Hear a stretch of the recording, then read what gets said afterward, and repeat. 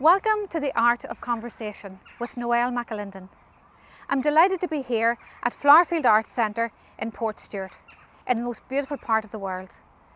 I'm here to meet good friend and award-winning sculptor Helen Merrigan Colfer.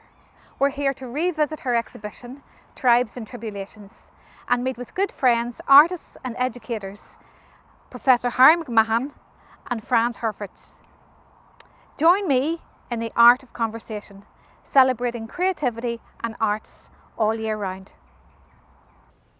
So we're here inside Flowerfield Arts Centre in one of the chambers that Helen Merrigan Colfer is exhibiting. She has taken over the whole gallery and we're here amongst almost 30 sculptures. And Helen, it's just a delight to see you again. Absolutely delighted that Flowerfield is now opened. This exhibition was installed in October. It was open to the public and then closed because of COVID. We're now in June and thankfully galleries have opened and museums. So what's it like to be here amongst your sculptures here at the minute? It feels unreal because, to be honest, over the whole duration of lockdown, which is over a year in a span, I have very seldom left the house. So it feels kind of like it was only the other day that I was here because nothing has changed. It's like I've just closed the door and walked straight back in like a decade later. It's a beautiful space. It has a completely unique, a timeless aura. There's a way the light falls on the pieces of work. They're enshrined in a beautiful location, and I mean, how could I not but be, bursting with pride when I see them here again? And Helen, you've every reason to, because I know when we launched the exhibition in October, we were very excited about Desme Connolly facilitating this exhibition, and the staff here have been incredible. But I don't think any of us could have anticipated how well the exhibition was going to look, and particularly the interplay with the beautiful light, the natural light, as well as the lighting system too. And it's almost as if the sculptures are in conversation with each other. And you were telling me earlier that the work that's currently exhibited in this part of the gallery ranges from 2016 to 2020. And most people assume that these pieces are made from ceramic or clay. Would you like to tell us a little bit about how they're made and how you structure them? Well, they're definitely not ceramics. They're made from a clay resin that is hand built over steel. So I make steel armatures initially, and so the steel armature goes down into the base that they're standing in for about 1 inch to 2 inches, and it follows the skeletal structure. Quite frankly, most of the pieces in here don't have hands, but any of them that do, the steel extends right to the fingertips as well.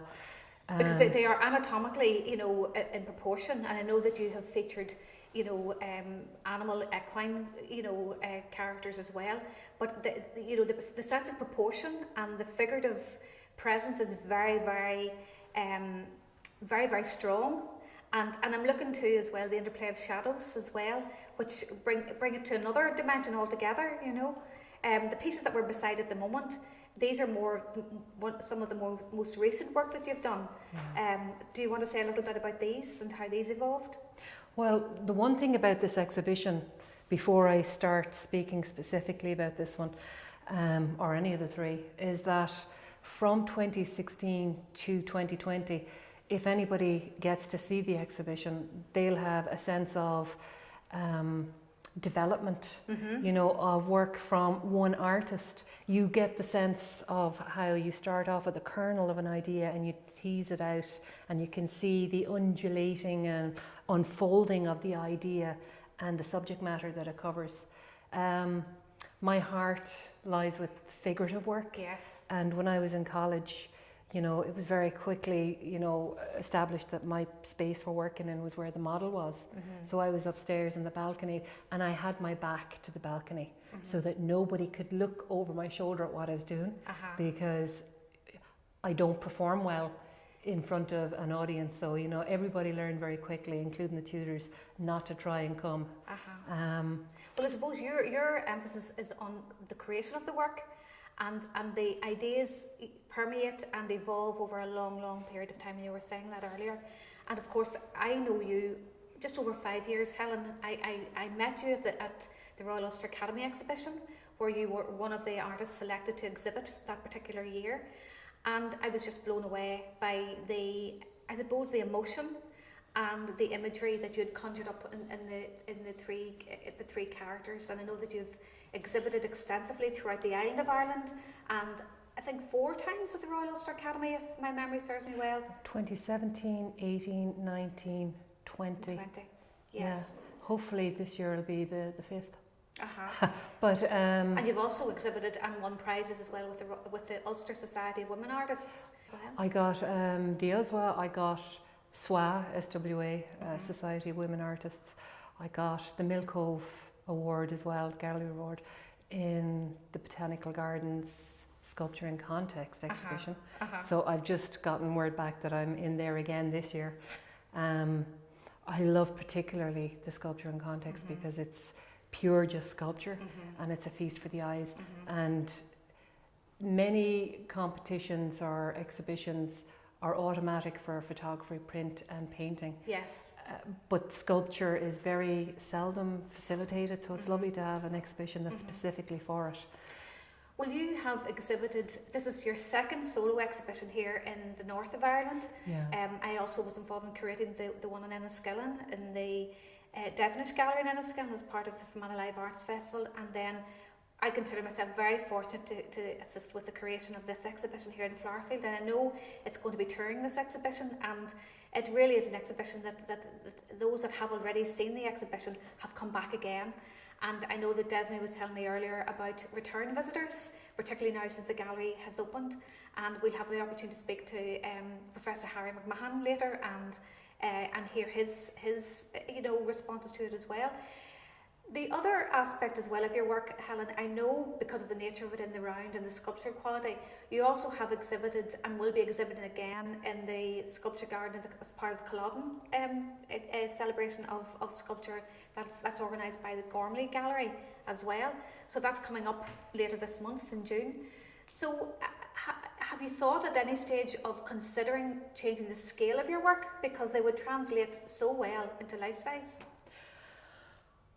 Definitely. I think, especially my current work, in the Culloden estate in June, it'll have some of my bronze work that was done in 2020 and 2019, but there's also a piece that I just finished during the lockdown in 2021.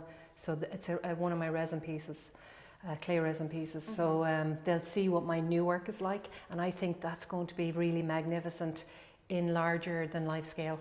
I'm really excited about my newer work. And again, it is teasing that strand, from the same theme of identity and identity from an internal source, not, as an outside cultural affair, but from how you feel about yourself and your outlook in life.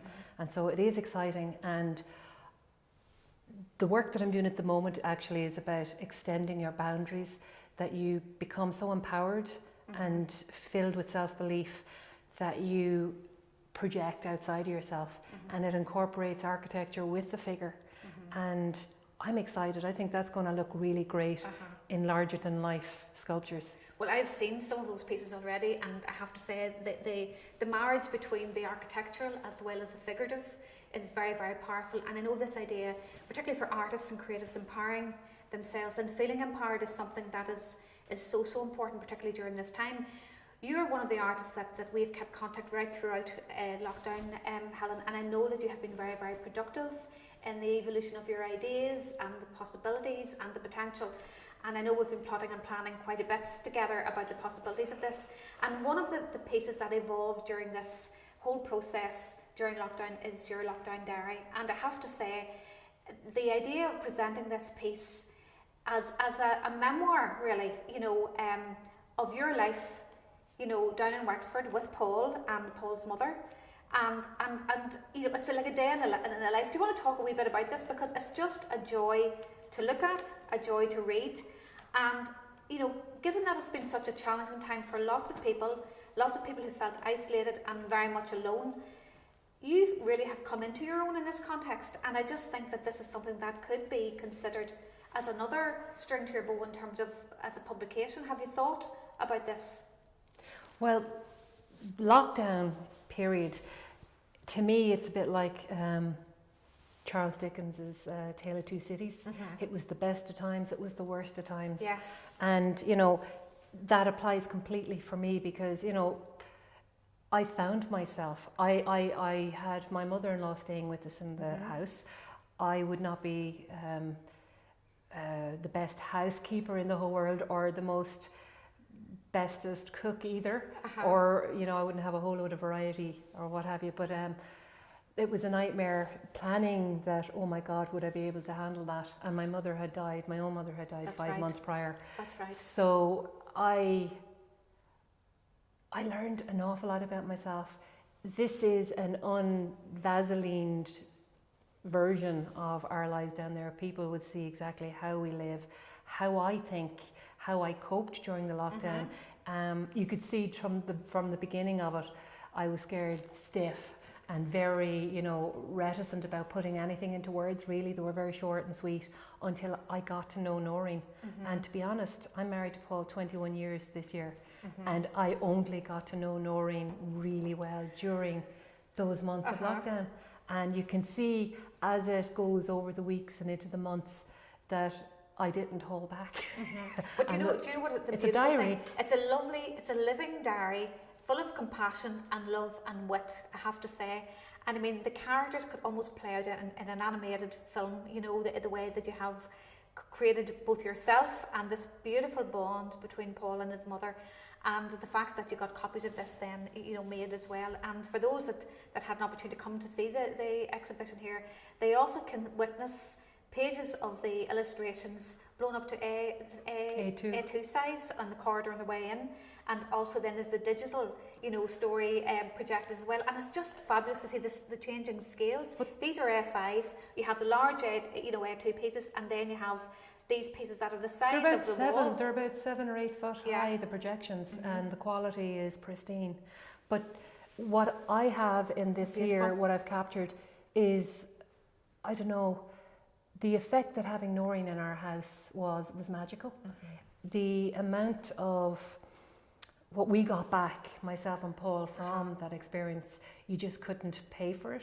I can't even quantify it, but I know that I discovered myself during that time. And, then the time since she went back to her own house, and Paul and his brothers put in motion people and carers, and they've taken themselves, like their own timetable to go in and look after Noreen so she can maintain her independence. And Noreen's in her 80s and a very, very fine looking lady and a very, very independent lady, as you said, A complete and utter joy, I mean. And this thing that what's spoken to you and what you hear, if it's repeated often enough, you'll believe it. And her greetings all the time were, you're fabulous, you're fantastic, you're wonderful. And it works. Absolutely. Well, we're both coming from an arts education background, Helen, and we know what it's like to nurture, support, and to encourage even the roughest diamond that someone else mightn't feel is a child that needs that support. And we've often talked about this, and I know Harry and we'll be talking about this, the importance of creativity, the importance of self-expression, and the importance of arts education. You made a decision as a very dedicated art and design teacher, after encouraging and motivating all sorts of generations, that you wanted then to focus purely on your own craft. And from what I can see, Helen, you have excelled. And I mean, even in this last 5 years, and the work that I have seen and the attention to detail, and I mean, where the ideas are manifested are absolutely fantastic to witness. And it's lovely to see as well, Helen, that not all artists are very good at promoting themselves, because the focus is very much on the energy, is on the creative process. But it's lovely to see you now looking at the commercial side of your work in terms of, I mean, we've got Tribe here as one of the centerpieces of the exhibition here, the most beautiful family of beings that you've created in the most loving way. And you've gone on to produce cards, and this idea is Before you go on, we must mention that the review that got in the Irish Arts Review in the Times, yes, that got a glowing review. I was so proud. Yes. And a big, huge centrefold. That's right. And that piece as well was particularly important because it was a centrepiece as well in the Royal Ulster Academy exhibition. It featured, as you said, in the Irish Arts Review as well. And it's an image that we're used to seeing you with, because they look almost life-size, but then when you see you standing beside them, you realise actually they're similar in stature to these pieces, you know. I'm curious, we wanted to have a little conversation about this one in particular, Helen. You know, this idea, and when you were talking there, we were talking about encouraging children, encouraging ourselves, you know, empowering ourselves as artists and creatives. This piece here for me celebrates, you know, what I think you and I have discussed before about, you know, being supported, being nurtured, being nourished, whether it's with family, friends, or whoever our tribe might be, and this idea of preparation for flight. Do you want to say a little bit about this particular piece? Well, the basis of any of my work is purely from self-experience. Yes. Unless I'm emotionally driven by a subject, I won't make it. You know, and everything here is all driven by personal experience and personal emotions. And what I wanted to do is get out there something for children specifically, but also as well for adults who would have been like me, stuck in a rut where you're looking back all the time and you need to concentrate on the presence and enjoy what you've got, and, you know, speak kindly to yourself. And so all of these pieces are those building blocks that have led me to where I am today. I've looked backwards, I've looked at where I was, and now I'm looking forward as well. This piece here is definitely all about, you know, that independence, taking that leap forward, you know, getting you the will to be inquisitive about your own future, to use what you've, you know, the skills that you've you know, what's the word I'm looking for? Probably assembled or yes. And it's all about, you know, leaving the nest. You've got the feathers here in the circular pattern, but it's also supposed to be the idea of, you know, a laurel, so that it's like a crown of an honor crown that you're beginning and to spread your wings. Almost like a rite of passage, because it almost looks like that you've got one hand pushing you up and one hand steadying you. And you know, it's this idea of soaring. You know, you might not physically be able to fly, but you can always imagine it. And I've used the symbol of the bare feathers rather than putting on full-fledged wings, so that, you know, it's an aim or an objective that can be achieved by anybody with what you have in your bag. And she has her bag on her back with, you know, the little things that she's been armed with in life from family and friends. And her emotional toolbox, yes. It's there, and, you know, it's all about self-empowerment and stepping into, you know, the future version of yourself. You know, putting yourself forward. So you build the armature, which is essentially steel. You build around the armature with this resin, and you were explaining as well that it takes, you know, it dries very quickly, so you have to work very, very fast. And yet I've been in your studio, which is almost like a dental studio in terms of the number of tools that you have, the pristine. It's almost like a clinical space, because everything's white, you know. It's under a layer of white, that's for sure. But it's meticulous. You know, the faces, the expressions. You know, some of the little masks move backwards and forwards, the bronzes as well. Well, now, you've got to remember that these pieces, right, people are seeing them in the finished pieces, they are there, right? They start off with the kernel of an idea in my head. Yes. But they never end up exactly as I had thought, because I don't have the complete picture.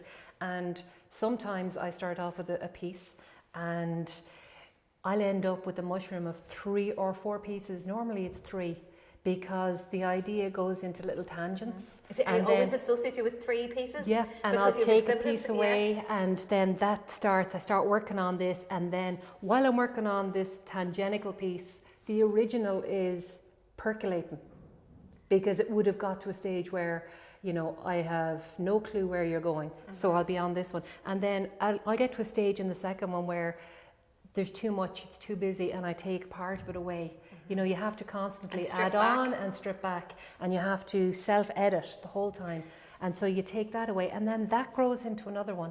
So you have this, and I like the ebb and flow, the going from one to the other, and when I'm ready, I'll go back to this. And these guys, they do dictate where you're going, and I spend hours at night time. My time in the bed is spent thinking about how to problem solve, how to make something work, how to attach something, how to make something sturdy. Well, this is a bronze piece, so you have proved to be a challenge, but also an opportunity when you go to the foundries, because they haven't seen or experienced some of the asks that you're making. So you have to do that problem solving.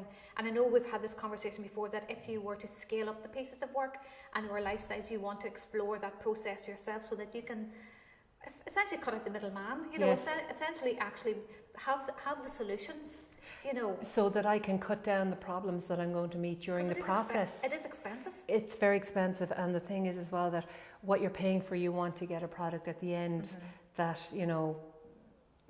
you don't have to keep working on further. And I think this is something that not everyone realises, that when you make a piece of work, the time that you invest and the materials that you use, and then the skills that you have to take, avail of in order to make the piece, whether it's going to a foundry, the time involved there, the cost of the materials, the cost of that whole process, that has to be factored into the cost of the sale of work. And of course, then if it's in a gallery, then there's commission on top of that.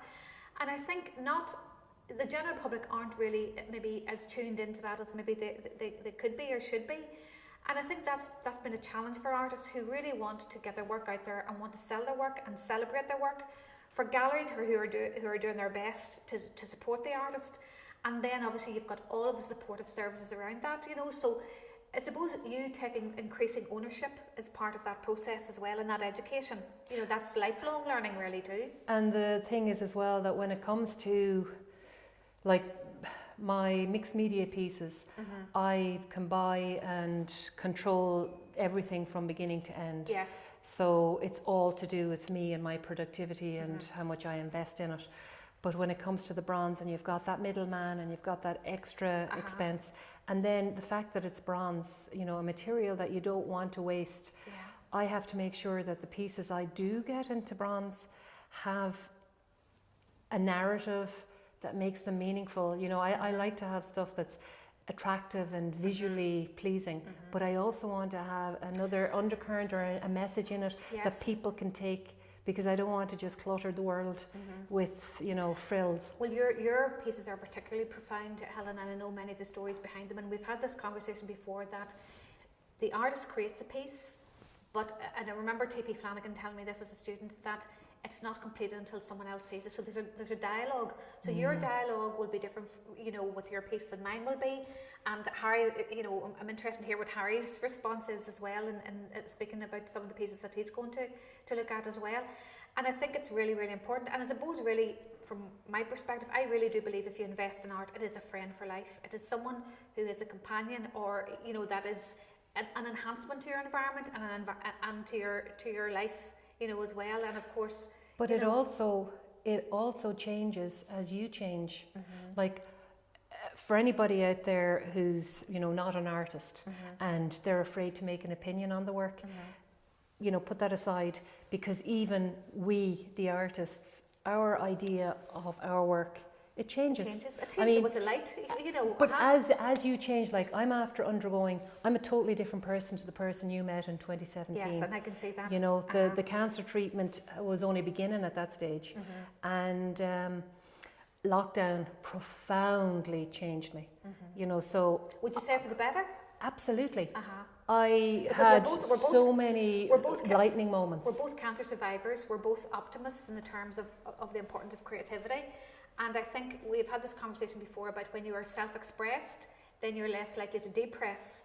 And therefore, your health and well-being is, I suppose, celebrated. And I suppose really, Helen, what I don't think you fully realise is the joy that your work can bring to other people. And you walk into a venue here like Flowerfield, and the work is here in its glory. It's wrapped and celebrated in a beautiful light, in a beautiful setting, and it's experienced differently by everyone. And I suppose every time you see it, it looks different.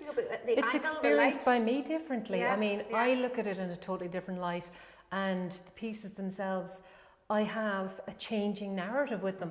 Stuff that I've made years ago, I now see in a different light with a different story. Artists welcome everybody to come and superimpose their own experiences, their own ideas, because if they don't, the piece is dead and it means nothing. It's just, you know, a piece of wallpaper that's going to be invisible. Well, there's something there to be talked about. You know, it's a stimulus, you know, as well. You know. And they're totems to life experiences, and they help you to navigate, you know, your ideas and your changes and your outlooks on life. You know. Have you a favourite out of all the pieces that are exhibited here? I do actually, and she's not in this room. I have Minnie Mice. Which is the Minimized, yes. yeah. She's the little girl with the Minnie Mouse, and she's balancing on a piece of cheese. And to me, that epitomizes, you know, growing up, lacking in confidence, and then finding your balance and your ability to, you know, ride storms and to maintain your equilibrium. And pandemics. Your whole body is built on a house of words, you know, and if you keep internalizing the few bad words that might have been said to you, you're going to destroy yourself and self-destruct. So you got to remember that, you know, you speak kindly within your own mind, and, you know, you are in charge of your own destiny. You have self-belief, you believe it more and more every day. And that piece in particular speaks to me because it reminds me of the journey I've come. You know, I don't look down on my work anymore. I don't say anything negative anymore. Yeah. And I do see the work I'm doing at the moment is so different. And my colouring, if you've noticed, it's gone from colourful through to very light hues to whites. Because and it was to initially for the colour of innocence and silence, you know, to try and get that kind of spiritual atmosphere. And now it's kind of like peace and spiritual still, you know, but this, I feel like a weight has lifted, and an artist very happy in her own skin. I just feel like I have taken off a burden and put it to the side, and it's purely to do with how you speak to yourself and how you filter. How you filter. If you're negative, everything around you is going to be negative. The art you make will be negative. And I've gotten to the stage now where, you know, I think I look at my work and I am happy. I was hoarse nearly coming up in the car today, singing along to songs that I actually know none of the words to. But I work away to it on a loop in the studio, and I'm at my happiest in the longest ever time, like really. You know, I've loved lockdown. I loved the distance, but you kept us tethered.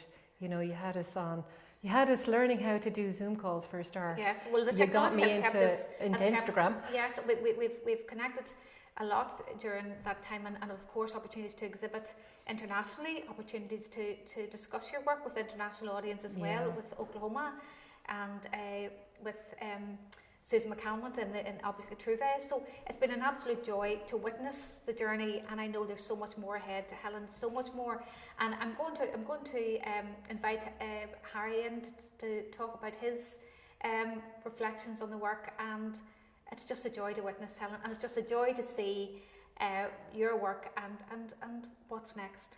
Well, what I enjoyed as well, before you drop me, is that during lockdown, I saw comments on Instagram and on Facebook from teachers who were actually saying that they loved the exhibition. They loved the fact that Paul Marshall made a virtual tour of it. We were indebted to and Paul, they were because using it as a tool for their schools, you know, for their classes, because they couldn't physically come out. And to know that my work was used in such a constructive way as a teacher, because, you know, I spent years doing the corrections for the Department of Education when I was a teacher, and to think that my work would end up featuring in students' exams is a joy. It's a full circle. And I think young people need to know that life's journey can be challenging, but there are so many opportunities, and I think that's where the arts play a huge and a very crucial role. So Helen, I am just so delighted that we can be here and celebrate your work. Prior to it, beginning a touring exhibition which will be across the island of Ireland, and I'm going to invite Harry in to have a conversation with us too about his reflections on the work. Excellent. Thank you, Helen. Thank you very much for having me, Noelle. So Harry, it is just a delight to eventually see you after all these years. Professor Harry McMahon, I know you since the early 90s, I know you as an arts educator, as an arts activist. From our days in the Forum for Local Government and the Arts, we're both very much active in, and continue to be active in promoting the arts. Yeah. And also as an artist, as well as an exhibiting artist and a practicing artist. And it's an absolute delight for you and for me for you to witness and see and meet Helen, because I know you were one of the first visitors to this exhibition, and you're back again. Well, back again, but I've been several times. Right? Oh yes, I've been in here at least 4 or 5 times. So I know as well that you've been really proactive too with the University of Ulster, and particularly the whole area of education. And we were talking about the importance of creativity and education, and the importance of resilience. You know, both for the teachers, the educators, as well as children. And I'm curious from your perspective. You mentioned that you've been a frequent visitor, and one of the very first, I think, here at Flowerfield. Flowerfield's opened how many years now? I think, I was thinking about that, I think it's 43 years, 1979. And you came to your first watercolour class here, Yeah, I believe? I was happened to be on study leave in the States when I went to a watercolour class for the very first time. I'd painted oil for about 10 years before that and stirred the paint into mud. So I went to this watercolour class and suddenly I knew how to paint. So I came back, and it was a lucky coincidence. The very first watercolour class in the basement down here was in the autumn I arrived back. Goodness. So I went to that. As a result of that, I sold my very first painting for £25 in the Coleraine Arts Society, and it won the prize for the most promising watercolour artist. So Harry, I know this is the first time that you've met Helen, and I'm really curious to see what your response is in the presence of the artist as well, about these pieces. And these are the pieces you particularly wanted to reflect on. Yes, well, they are a selection from a galaxy of quality. What struck me when I first saw, I think all the work was the fact that I was male, and most of the pieces were female. And there was a kind of feeling of what you used to call the male gaze. I'm looking into a world which is being revealed to me, and in some senses it's a bit shocking. It's making me think, what do I know about these women as they stand in front of me? And if beyond that, what do I know about women? These women, including you two.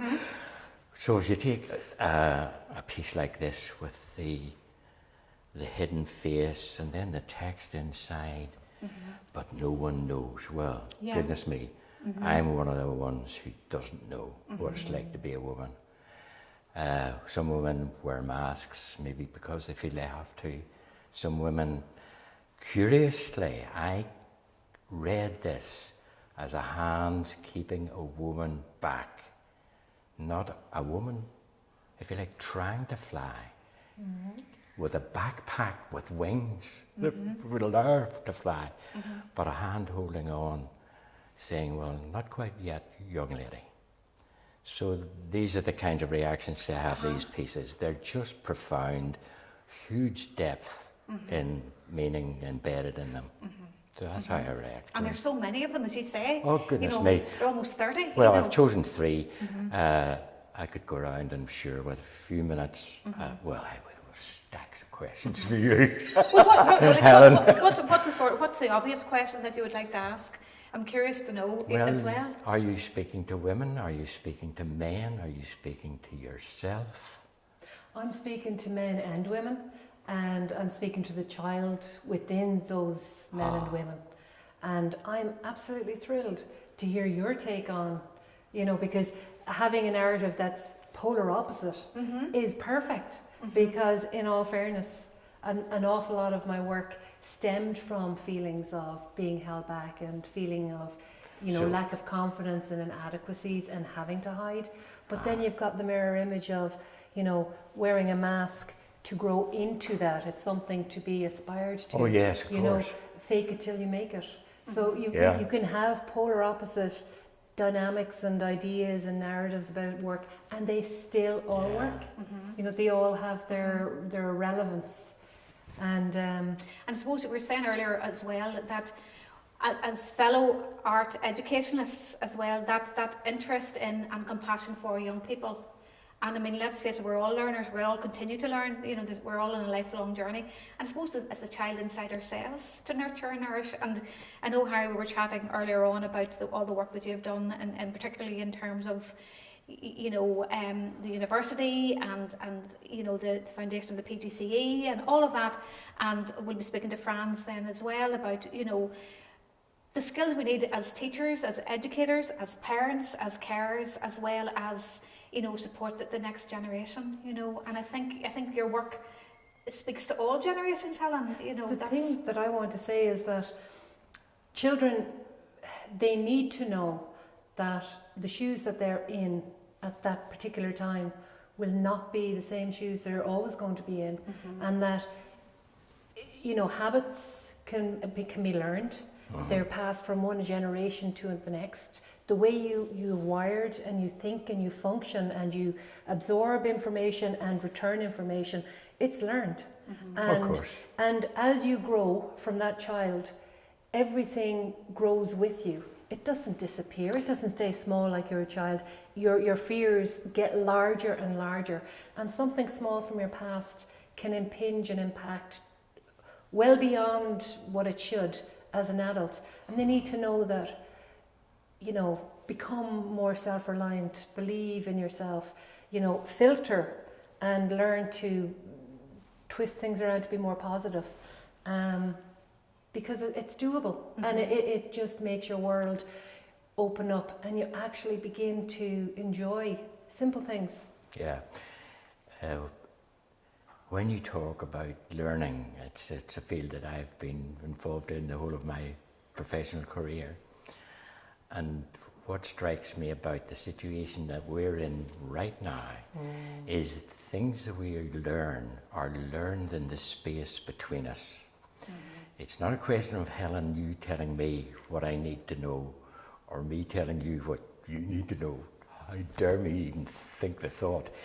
It's the discourse, it's the language, it's finding the way to open the space between us into a space of understanding. And a dialogue that's respected and appreciated as well, you know. It's just lovely to see, you know, your response, Harry, because I know that as an active artist as well, that you continue to encourage and mentor artists, and I know that from the conversation we've had before. You've also played your part in local government exceptionally, and also in education. And I know we're both advocates of Sir Ken Robinson and the Unlocking Creativity agenda. And I suppose if we had a wish, you know, in terms of learning and unlearning, as Helen said, out of this time, particularly during this pandemic, that we can emerge in a much more compassionate way and self-expressed way, you know. And I keep saying this, that if we depress it, you know, that is going to impact on our health, our well-being, and our perceptions of ourselves. Yeah, I couldn't put it better. Harry, thank you so much. I know we're going to have a conversation as well with Franz, and he's carrying on the baton that you set up in University of Ulster on the Coleraine campus. So, Harry, journey to be continued. Thank you very, very much. Yeah. Thank you very much. Thank you.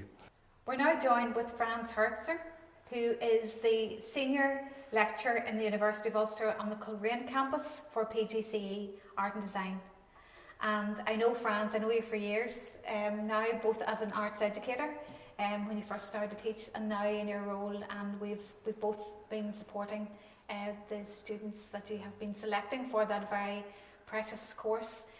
This is the first time that you've met Helen, and I know you've seen her work before, and we were just talking about the fact that when you actually see them on screen and then you see them in the round, it's a totally different experience. Yeah, it's been really beautiful to get in to physically see the work, and I think it reinforced for me the importance for art students and for everyone to get out to their galleries, and when things start to open up again and some kind of normality returns. I'm really liking the work. I think the work's beautiful. It's very witty and playful and sensitive, and technical as well. And I think there's lots of learning. And the idea about the diaries is absolutely beautiful. And it generates thoughts for me, you know, in terms of keeping a visual diary and in terms of for the PGCE year particularly I'm thinking of. And I love that combination of ideas and playfulness within the work itself. So it's beautiful. And you've selected these 3 pieces from the exhibition of almost 30 sculptures. And why these pieces in particular?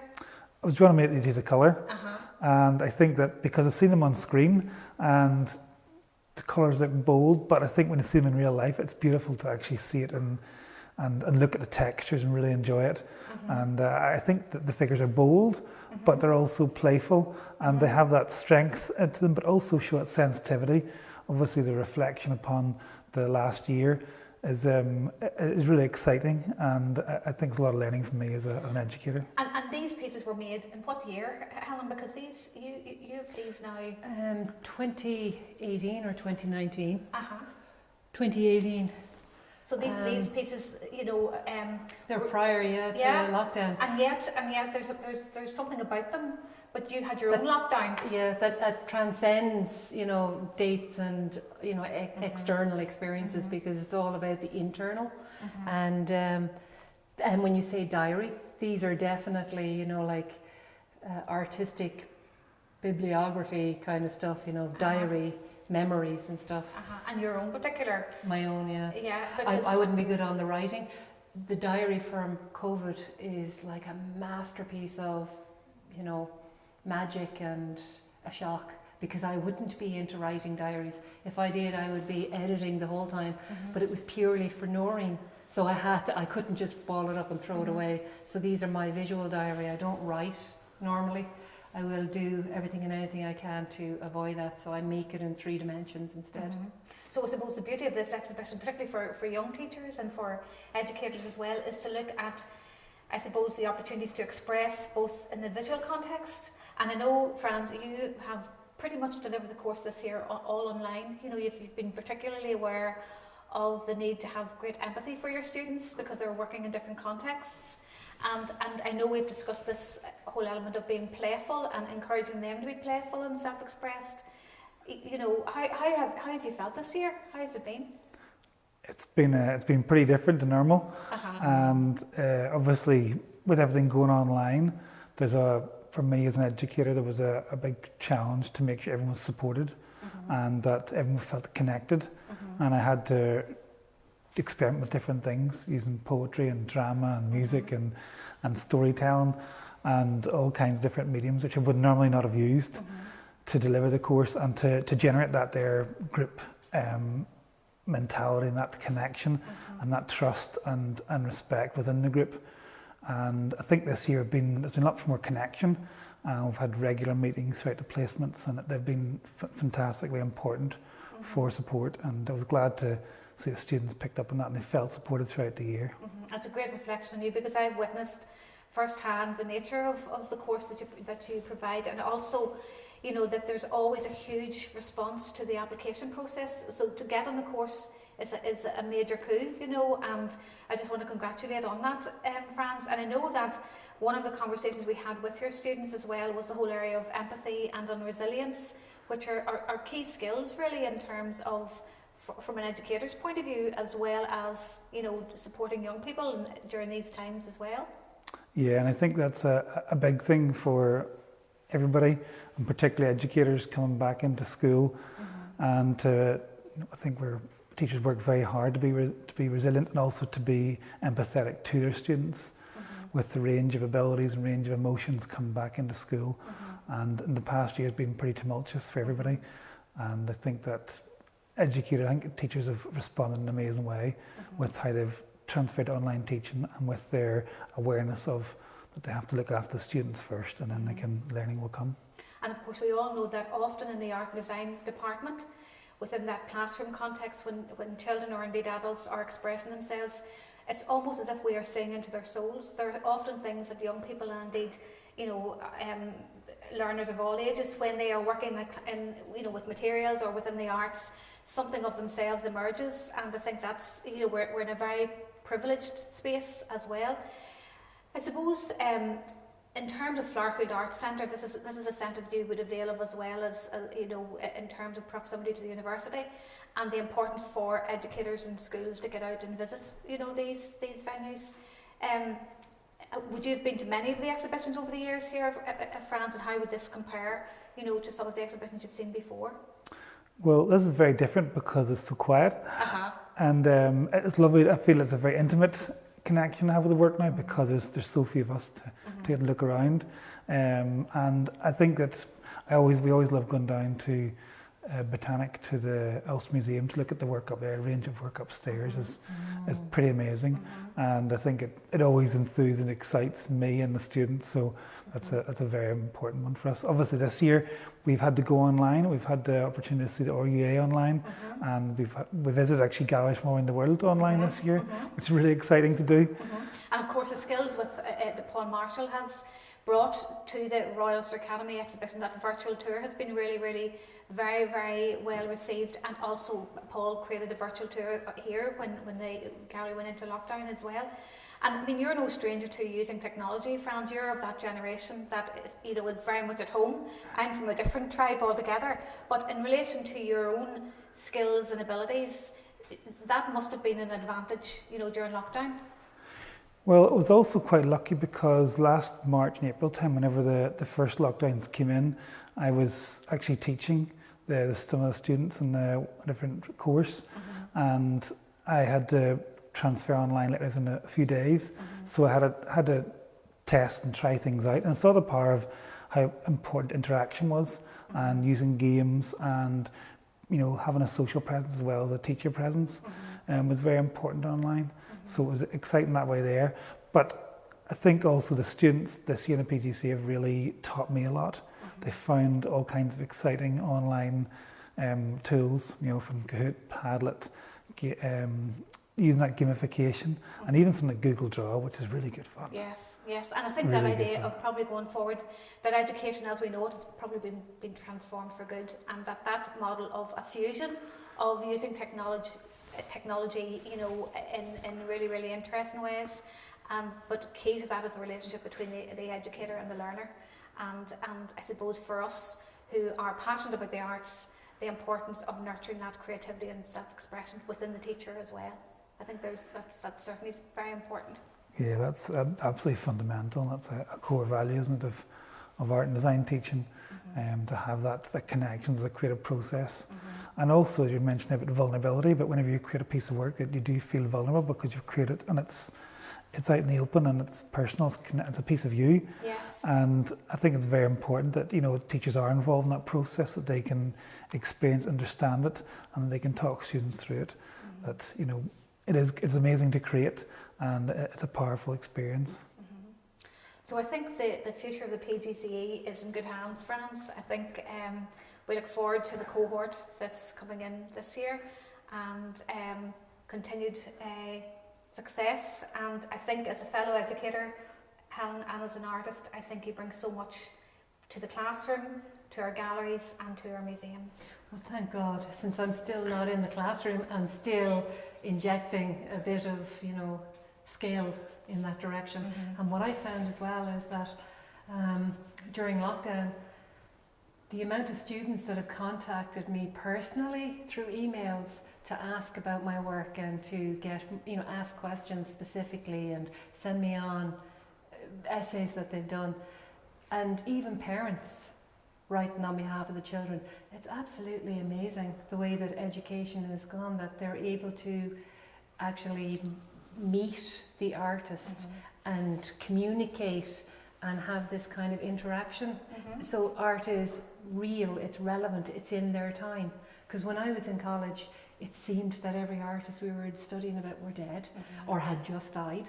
So I'm still thinking how amazing that is, that the education has, especially lockdown, has broadened that connection, and that the art students are able to step into our shoes and look behind our eyes and learn how to approach art, how to think about art, how to question art, and how to produce their own art, and to start off with a personal thread and then take it in whatever direction they want, be it imaginary, comical or a serious or satirical or whatever. Just start off with one thing they know. And I suppose that's the beauty of the arts, you know, and I suppose we're speaking to the converted here, but I think it's really important that our children and young people and our arts educationalists are celebrated, and our artists and our venues are appreciated as well. I know for me, in terms of lockdown, it is my own creativity and the creativity of others that have sustained me. And I know that it's because of access to technology too, that the world has seemed to have got smaller. So I'm very, very grateful for that. And I'm very grateful for both of you today. And continued success for the PGCE, Franz. Thank you. And Helen, looking forward to seeing what comes next. Thank you. Thank you too, and thank you too, Franz. Thank you, Helen. Thank you, Noelle. Thank you for joining us here at Flowerfield Arts Centre. I'm indebted to Desmond Connolly and Alan and all of the staff here. A special thanks to Helen Merrigan Colfer. Please continue to support our artists and our cultural centres. Invest in your own creativity and self-expression and support our artists all year round.